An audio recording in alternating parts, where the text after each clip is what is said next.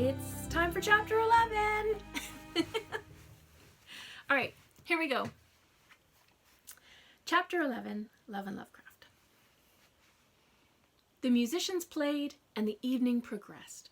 I tried to shake off the treacherous feelings which Blackwood's accusations had inspired in my heart, but I could not. How could any of the villagers turn on their own? A Whatley man might pick a fight with a Dunham fellow, but in all my memory I couldn't think of any instance of such violence done upon a neighbour. I watched as my sisters danced with young men, one after another, and I weighed each fellow for his vices and virtues, but none seemed particularly malevolent. Jane spent her time comforting Frederick. He looked poor and grief-stricken, and after a while he reluctantly danced with her, but I could see that his mind was quite distracted with other tragedies. Mary consented to let Gerald Chowder lead her around the floor, but she was more interested in a spirited conversation with Mr. Tippler regarding the particular nature of Earl's entombment, and once she was free of Gerald's attention, my sister and the tinsmith eagerly traded theories as the party eddied around them on the dance floor. Emma waltzed with a variety of soldiers, though I'd be lying if I said I didn't notice her return again and again to the handsome Mr. Marsh. None seemed more suspicious than another. They were flirtatious and competitive in winning affections, but nobody acted particularly guilty. To be honest, if anyone felt guilty, it was me. I'd neglected my duties in informing the soldiers of the horror I'd witnessed upon the heath, and because of that, Captain Crankshaw held fast to his theory that the disappearances were the result of a rabid wolf. How outrageous! My gaze sought the captain and located him on the far side of the ballroom, conversing with Mayor Chowder and standing a little detached from the rest. I wondered if I should try to attract his attention and draw him over to me so that I might openly confess the scene which I had witnessed up on Misty Dreadmore. But that would demand I reveal the existence of Blackwood's accomplice, wouldn't it? I wasn't sure if I was prepared to do so. Why not, I wondered. A spark of jealousy flared in my heart. Upon reflection, I discovered that I wanted no one else to know of him.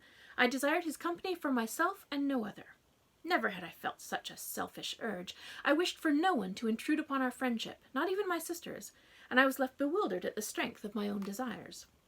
Marvin Runkle lurched past as he asked Charlotte Cripplegate for a dance, wiping his nose upon his sleeve, and Mrs. Runkle sat next to me as her grandson took to the floor. "Good evening, Harriet," she said. "You are injured?" "I'm afraid so," I replied. "I've only sprained my ankle. It'll be fine in a day or two." She pinched her lips and patted my knee. "I suggested to Marvin that he might ask you to dance one of the country reels, but that wouldn't be a very good idea, would it?" "He seems to be well matched to Charlotte," I said.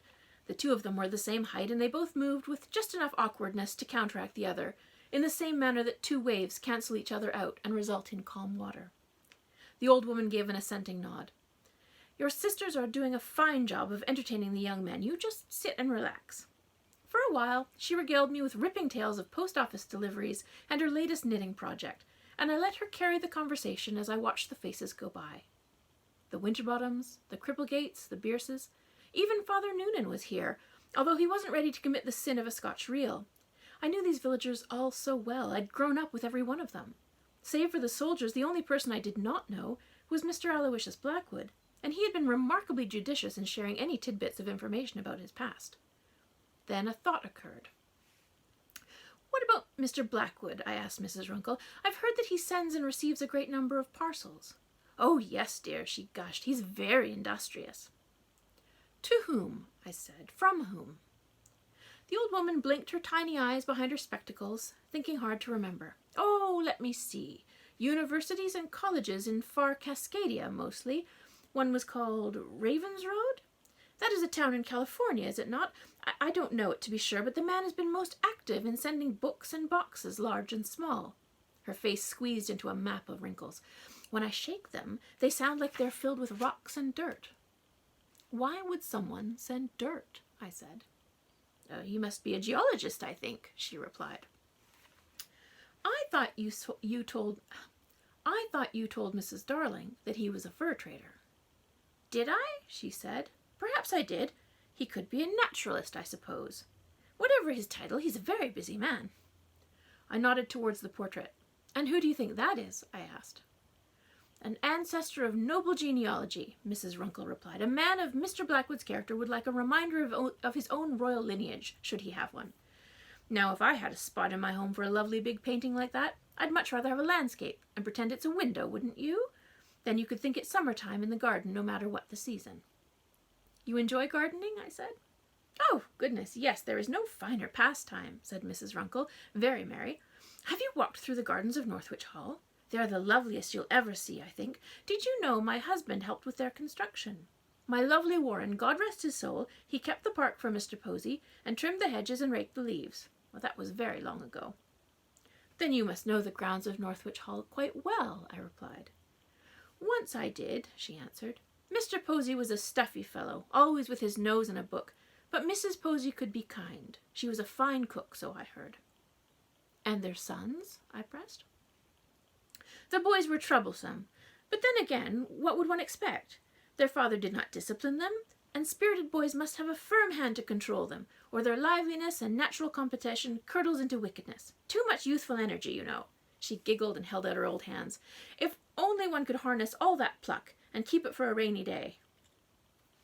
Do you remember when they went missing? Oh, I have a hard time remembering yesterday, my dear. My head is too full of thoughts, and the memories fall out. Mrs. Runkle's face wrinkled deeply as she considered the past. Missing boys. Dunham does seem to suffer from that particular malady. I do recall, though, one boy came back. The eldest one, I think. Silas? Simon? His name escapes me, but yes, he came back from whence he had been taken. But Mrs. Darling says he was not well, I said. She clucked and shook her head. Such a nasty affair, the old woman replied. But who knows the truth of it? Certainly not me. My dearest Warren, he didn't see the eldest boy after his return, but one afternoon he heard a horrible caterwauling from the tallest tower, the most unnatural cries.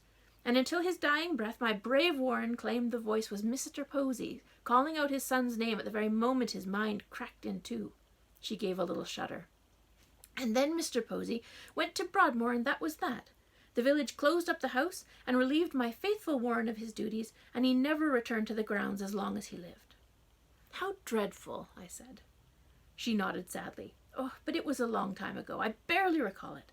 And still the gardens grow, for they don't care a whit for human drama. Her expression shifted to one of calm and mildness, as if all her troubles had been lifted. What were we talking about? I've forgotten. How Northwich Hall has been revived, I prompted. I'm happy to see it bursting with life again. Oh, as am I, Harry dear, she replied, returned from the dead. Did you know my sweet Warren was the groundskeeper? Then she waved across the room. Oh, look, there's Mrs. Posy. I was quite sure she was dead, too.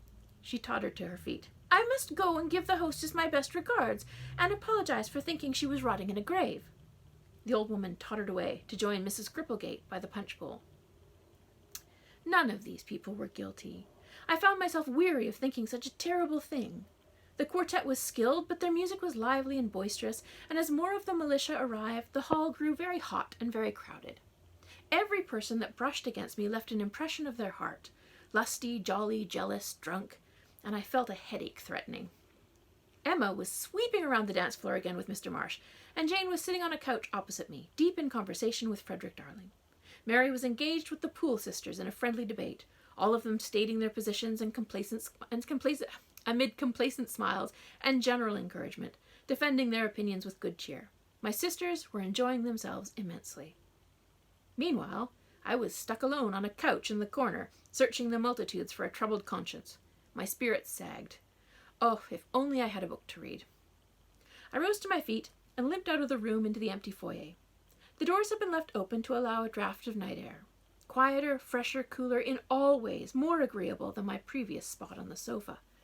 But while there were oil paintings and carved tables, a plush carpet and a massive glittering chandelier, a multitude of finery to decorate the entrance hall, there were no chairs. The butler stood by the door, and I hobbled to him. "Excuse me, could you tell me where I might find a quiet place to sit?" He looked flustered. "I'm afraid I can't, miss." "Oh, well," I continued, "my ankle complains, and I cannot dance, but nor can I stand another moment of that delightful music. I understand that Mr. Blackwood may not wish the rabble to scurry through his home, but if you could point me towards a drawing-room or a parlor—" The butler shook his head. No, I'm afraid this is not a matter of choice," he explained. "I can't because I don't know where such a room would be found." He looked embarrassed. I've not been given the freedom to visit any more of the house than the foyer, the ballroom, and the kitchen. Oh, I said. His stoic facade softened, and he admitted, I've not even set foot on the upper floors. So much as I wish I could take you to a drawing room to rest, miss, I'm afraid I have no liberty to do so. What a very odd term of employment, I replied. Very, he agreed, and then looked reluctant to say more. He'd revealed too much. I thanked him for his honesty, and before I shuffled down a corridor, I assured him that I would take full responsibility for my trespassing if I was discovered. As a butler, he'd received nothing but praise and recommendations from me. I left the foyer and wandered into the depths of the house, looking for a couch upon which to rest, and soon came to a set of open doors. I entered, and felt my breath stolen away. The library was as big as the ballroom, but lined with shelves, adorned with comfortable furniture, and illuminated with candles. The soft light glinted and winked from a countless number of gilded spines, and everything was painted in the soothing shades of wood, gold, and velvet. A lectern, holding a ponderous medieval tome, sat next to a desk that was larger than our kitchen table, and upon the desk sat a globe made of precious stones, jade, lapis lazuli, malachite, cut and set into the shapes of continents. Finely crafted Bakhtiari carpets with dense designs of floral motifs covered the hardwood floors, and a small iron fireplace containing a crackling fire, just large enough to remove the damp chill from the air. A spiral staircase led up to a narrow balcony so that one might reach the highest shelves, and the arched ceiling was painted with a frieze in which the seven seas were portrayed as lovely young women dancing with ribbons. Goodness, I could scarcely comprehend the sheer amount of knowledge bound up in these four walls. Any question could find its answer here. I wandered in, agog, my eyes rising up to the thousands of volumes around me. In all my life, I had never seen so many books. "Hello?" I called out. "Is anyone here?" Despite the candles and fire, no one answered. In the far corner, under a triad of arched windows overlooking the nighttime garden, a soft chair beckoned. Surely there could be no sweeter heaven. I hobbled across the library, sat heavily, and gave a rapturous sigh. On the shelves nearest to the chair, the books offered up their titles in gold and silver. I tipped my head to one side to read them. Folk Tales of Dunham County, The Medieval Kings of Belgium, Flowers and Their Symbolism, The Philosophies of Ibn Aja'in, Ancient Kingdoms of Carcosa, A History of the Brass City, and many more. I reached over and plucked one from the nearest shelf, entitled A Treatise on the Use and Practice of Building Rites, and opened it. Inside were a number of color plates. To my shock, they showed illustrations of the human body and its most private internal systems. I'd expected architecture, not dissection. Were these Blackwood's books? Or his father's? Such a collection would have taken years to acquire, but what use would a fur trader have for a vast library? And where would he have kept such a thing? I imagined a room in a log cabin in the deep and savage woods, big enough for thousands of volumes and constructed from an entire forest of trees, and thought the idea to be utterly ridiculous. Then I flipped to the front of the book where an old faded bookplate had been pasted. A name was written there, John Posey. Oh, these had belonged to the late Mr. Posey. I had no idea he'd been a collector of books, nor even where his interest lay. It made sense, though, that Mr. Blackwood had purchased the library along with the house, and had simply incorporated them into his own collection. Perhaps the furniture and paintings were not Blackwood's either. To think, for all these years, a marvelous library had lain empty and forgotten, and within sight of my house. As I flipped through the plates with their gruesome illustrations and a heavy reliance on red ink, I felt a gentle tickling around my ankle, as light as the crawling of a spider. When I looked down, I saw the rust-colored tip of a tentacle sprouting from under the chair. "You're here," I whispered joyfully. I put the book aside, lifted my skirt, and looked between my ankles. The cephalopod was pressed flat against the rug, his body the same intricate pattern as the wool, a very elegant display of blue flowers and green leaves against an orange backdrop. I took the tentacle and pressed a kiss to the top, and for a moment the camouflage flickered into waves of delighted yellows. "You mustn't be seen," I said, concerned. "Blackwood thinks you're down in the cellar." If emotions are colors, then his were tinted with mischief and self-determination. Let Blackwood think the monster was cowering in the cellar. The cephalopod would much rather spend his evenings relaxing in the library. As I held one tentacle, another snaked up and snatched the book from my side and deftly flipped it closed before sliding it back in the bookshelf. "I was reading that," I said, reaching to take it back. But that same tentacle wrapped itself around my wrist and gently pushed my arm away from the books. I felt a sudden flicker of concern. "You don't want me to read these," I said. Agreement. "There's nothing wrong with a woman reading," I insisted. "How else am I to learn anything new about the world?" But no, the concern remained. "How positively primitive of you, sir," I replied. "There's no need for alarm. I do not blindly believe everything I read, and my father has been careful to cultivate a critical mind in myself and my sisters. He encourages us to read and discuss every volume we can lay our hands upon." But when I reached out again for another book, this time Ancient Kingdoms of Carcosa, the grip tightened. "If you don't release me, I'll be forced to call for help, and I don't think that would fare well for either of us," I replied. One amber eye peeked around the underside of the sofa, and it contained an unmistakable gleam of pleading. The beast didn't wish me to look further, but for what reason he could not articulate. The best he could hope to impart was a strong emotion of restraint, concern, and warning. "If I promise not to read these books, will you let me go?" I asked, and in reply the tentacles slackened their grip. I sat back in the chair. "Fine, then I shall promise. But be warned, I will ask Mr. Blackwood the meaning of all this. There's no good reason why you should keep a curious person away from literature. It's only through reading that we may expand our mind and experience other times, other places, and other philosophies." The tentacles, good Lord, how many were there? 8, 10? Slithered around my feet and snaked at my calves in a manner most unseemingly, but the suckers probed the swelling of my injured ankle with tender concern. "I'll be fine in a day or two," I said. "I'm not the kind of girl to stay abed very long, and Emma's attention has helped speed the healing process. She's exceptionally skilled and caring. What about you? How's that gash above your eyes mending? It was particularly nasty." Both eyes appeared, and between the carpet pattern I could see that the wound had almost closed, leaving only a faint white scar that didn't change colors as fully as the healthy flesh. "Oh, that's lovely," I said. "It makes you look very dashing." I ran my fingers over the top of his head, and an emotion of warmth and fondness percolated over his skin as he leaned into my touch. "Do you know what creature that was that we encountered on the heath?" I asked. If I'd expected an answer, I found only confusion and confliction. Yes, he did, but no, he did not. What could that possibly mean?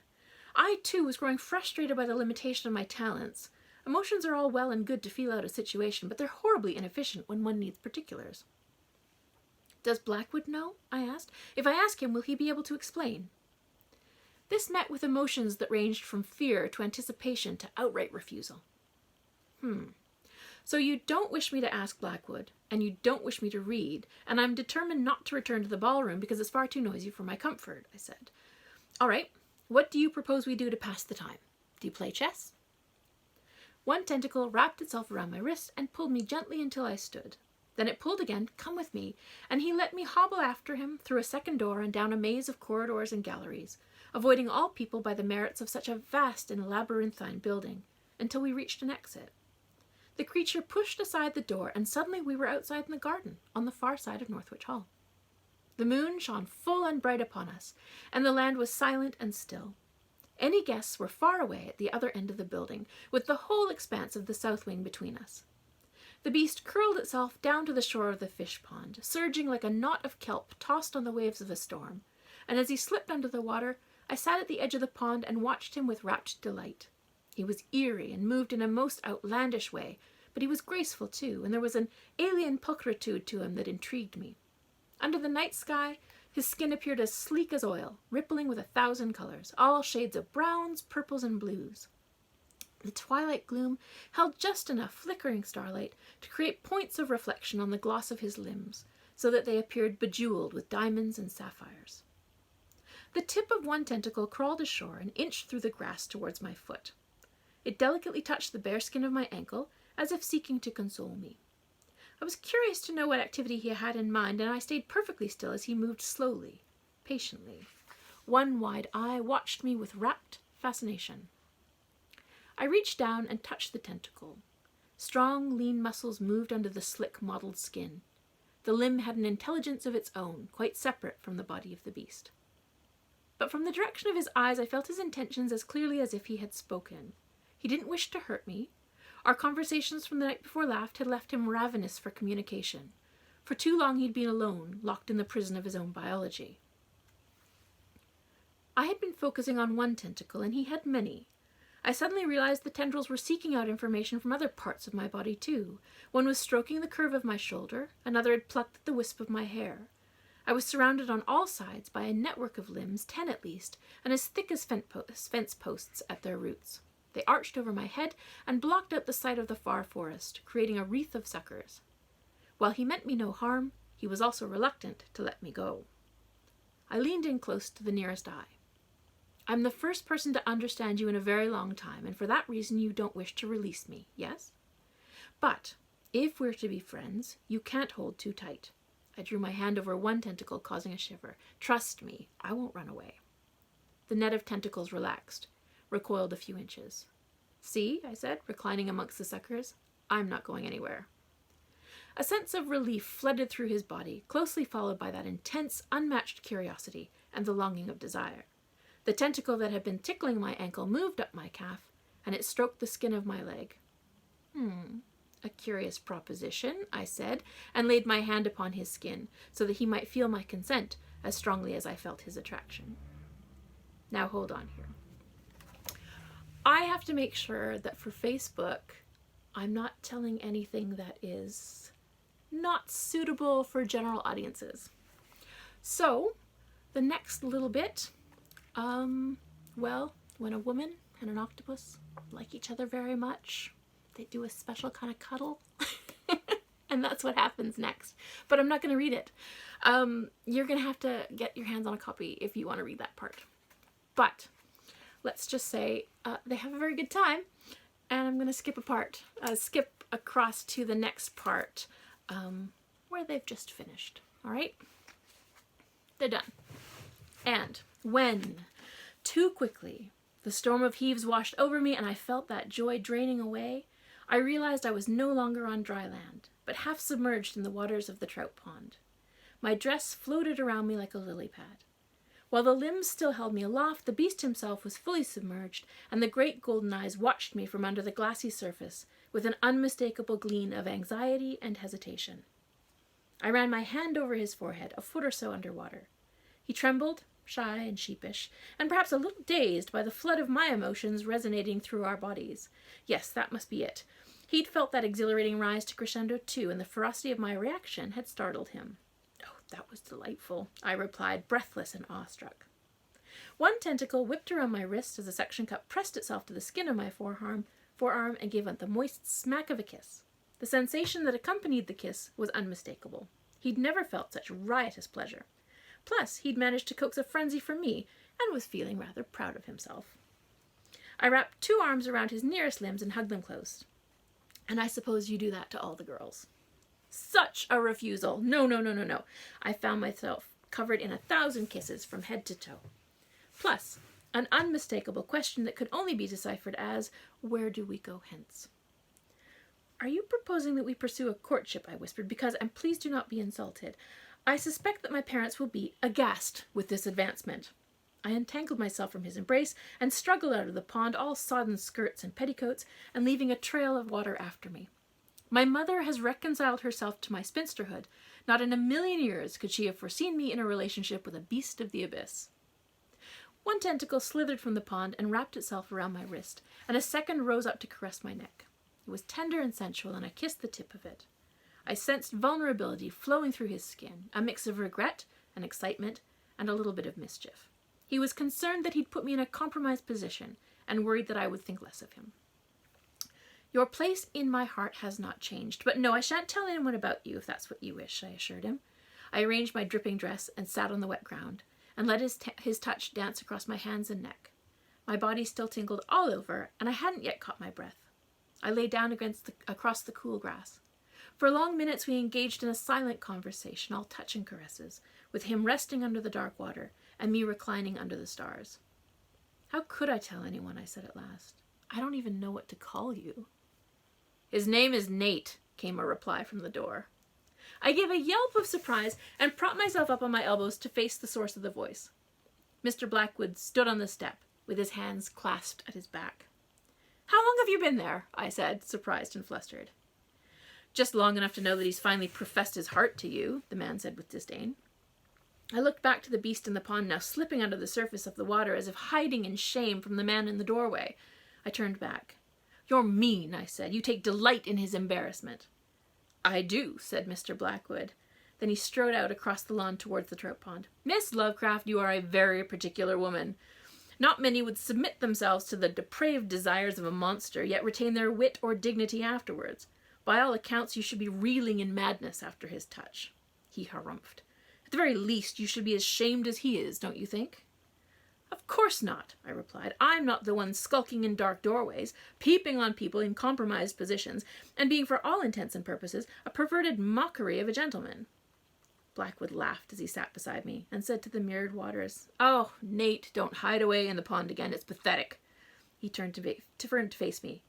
I leave you in the ballroom to find a murderer, Miss Lovecraft, and instead I find you here taking sinful pleasures under the wild moon like some untamable nymph. His face grew crafty. I knew there was a reason he likes you, Harry. You're a trollop at heart, and just as wicked as him. I am not wicked, you ridiculous man, and you can't bully me into thinking so, I replied. And you called him Nate? You disapprove? I only thought you would give him a name that was less normal. Blackwood gave a snort that was derisive. There has never been anything normal about Nate, that's for certain. He was once much more adventurous, but he's grown cautious lately after a number of unfortunate mishaps have left him with a shaken confidence and an uncertain position in the universe. Still, I shouldn't be surprised that he'd nurture an affection for you.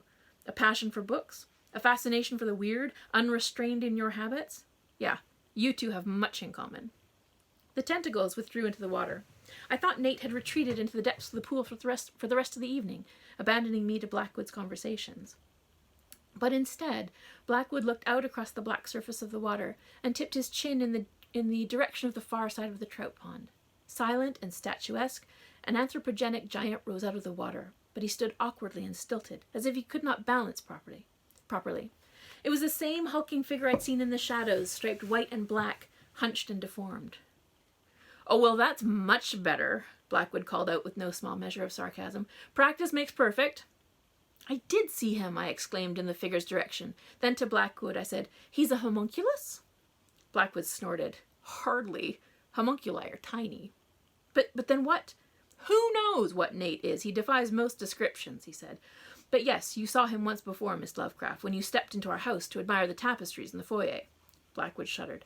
All covered in slime from the bottom of the pool, of course, but in his mostly bipedal form. Towel him off and he can take to 2 legs for a little while. He can't stay that way for long, though. He gets cranky when he dries out. Headaches, muscle cramps, that sort of thing. And anyone with half a brain and an eyeball can tell he's not right, you know. He's got a knack for looking like carpet patterns and tree trunks, but he's terrible at appearing human. Blackwood folded his long hands over his knees. You saw him in the woods, too. That was how I knew of your, what did you call it, your quirk? One who is not so tainted would have crumbled into insanity at the glimpse of our mutual friend. Most people cannot comprehend him, and if they suffer from any weakness of their constitution, they crack. I had so many questions. I didn't know where to start. But before I could articulate any of them, I heard a commotion at the back door, and turned to see my mother arrive in a fluster of shawls and skirts and scarves. She pulled up quickly in shock at the sight of Mr. Blackwood and I sitting by the pond. Jane and Mary were close behind, and the 3 of them stared openly at us. And thank goodness for that, for my mother and sisters were so engrossed with the horror of intruding upon a private scene between the gentleman and the spinster that they missed the monster on the opposite shore, slipping silently back into the murky water. Oh, goodness! My apologies! We've interrupted your private conversation, Mamma gasped. Not in the least, madam, Mr. Blackwood replied as he stood and helped me to my feet.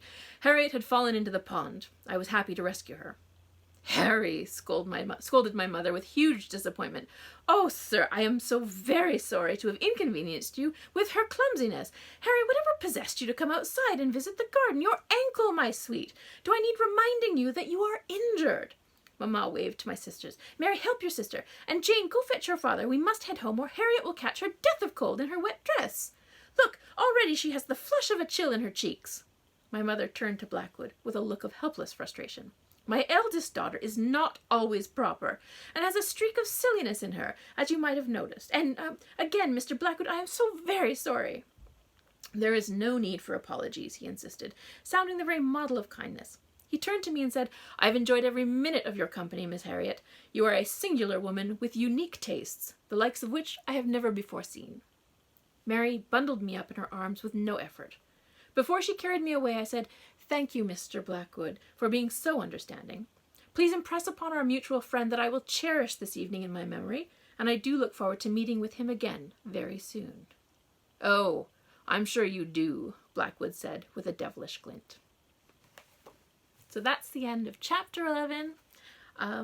Thank you very much for coming by again, and I look forward to reading chapter 12 tomorrow. Get lots of rest, stay healthy, and I'll see you soon. Bye!